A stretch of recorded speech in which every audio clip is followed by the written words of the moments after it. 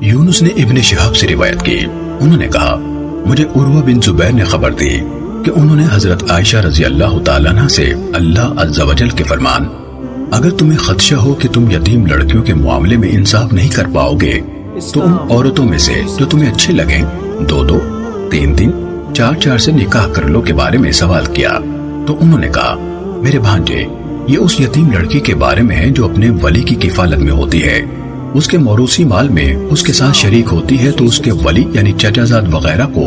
اس کا مال اور جمال دونوں پسند ہوتے ہیں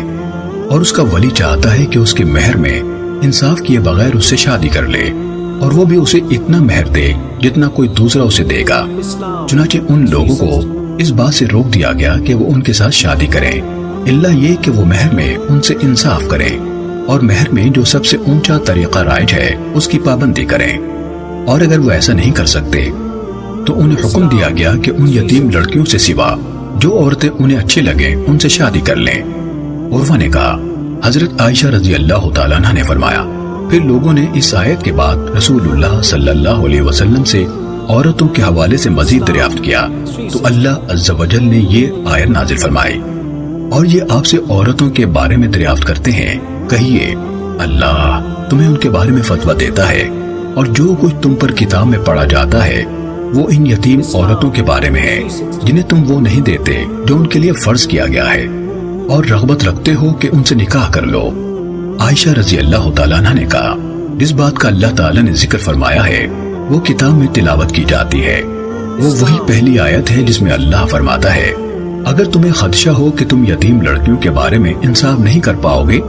تو دوسری جو عورتیں تمہیں اچھی لگیں ان سے نکاح کرو۔ حضرت عائشہ رضی اللہ تعالیٰ عنہ نے کہا اور بات والی آیت میں اللہ تعالیٰ کے فرمان اور تم ان کے نکاح سے رغبت کرتے ہو، اس کا مطلب ہے کہ جب تم میں سے کسی کے سرپرستی میں رہنے والی لڑکی مال اور جمال میں کم ہو تو اس سے شادی کرنے سے روگردانی کرنا، چنانچہ ان سے نکاح کی رغبت نہ ہونے کی بنا پر ان کو منع کیا گیا کہ وہ جن یتیم لڑکیوں کے مال اور جمال میں رغبت رکھتے ہیں ان سے بھی شادی نہ کریں الا یہ کہ مہر میں انصاف سے کام لیں۔ صحیح مسلم حدیث نمبر 7528۔ ابو اسامہ نے کہا ہمیں ہشام نے اپنے والد عروہ سے حدیث بیان کی، انہوں نے حضرت عائشہ رضی اللہ تعالیٰ عنہ سے اللہ عز و جل کے فرمان اگر تمہیں خدشہ ہو کہ تم یتیم لڑکیوں کے بارے میں عدل نہیں کر پاؤ گے کے متعلق روایت کی۔ عائشہ رضی اللہ تعالیٰ عنہ نے کہا یہ آیت ایسے آدمی کے بارے میں نازل ہوئی جس کے پاس کوئی یتیم لڑکی ہو، وہ اس کا ولی اور وارث ہو، اس لڑکی کا مال میں بھی حق ہو، اس لڑکی کے مفاد کے لیے کوئی شخص جھگڑا کرنے والا بھی نہ ہو تو وہ آدمی اس لڑکی کے مال کی بنا پر اس کی کہیں اور شادی نہ کرے اور اسے نقصان پہنچائے اور اسے برا سلوک کرے تو اس اللہ نے فرمایا اگر تمہیں اندیشہ ہے کہ تم یتیم لڑکیوں کے معاملے میں انصاف نہ کر پاؤ گے تو دوسری جو عورتیں تمہیں اچھی لگیں انہی سے نکاح کرو، وہ اللہ فرماتا ہے دوسری عورتوں سے نکاح کر لو جو میں نے تمہارے لیے نکاح کے طریق پر حلال کی ہیں اور اس لڑکی کو چھوڑ دو جس کو تم نقصان پہنچا رہے ہو۔ صحیح مسلم حدیث نمبر 7523۔